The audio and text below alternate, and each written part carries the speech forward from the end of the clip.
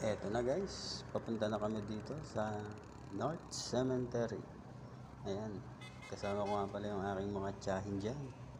Si Tita Vilma, si Tita Nomet, at si Tita Tess. Ayan, medyo naka-tricycle lang kami dyan. Ayan, bumaba na kami sa tricycle at sinalubong kami ng magpa-flower. Siyempre, hindi na kami nag-aksaya ng oras at bumili na rin kami ng flower dyan. Ayan, tinatawaran nga naman ng aking mga tiyahe. Ang flower na yan ay nagkakahalaga ng 35. Pero nakuha lang nila ng 20 pesos lang ang isa.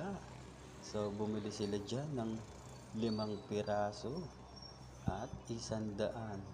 Tapo, ang galing nilang tumawad, di ba? Oh. Ang galing talaga. Ang sabi pa nila dyan, senior naman kami. Baka pwede namang 500 at napapayag naman nila. Okay, ayan. At dito na nga ay papunta na kami at yan.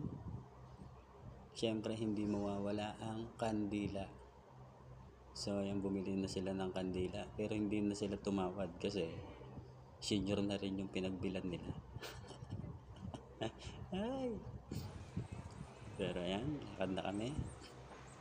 At papunta na kami sa North Cemetery.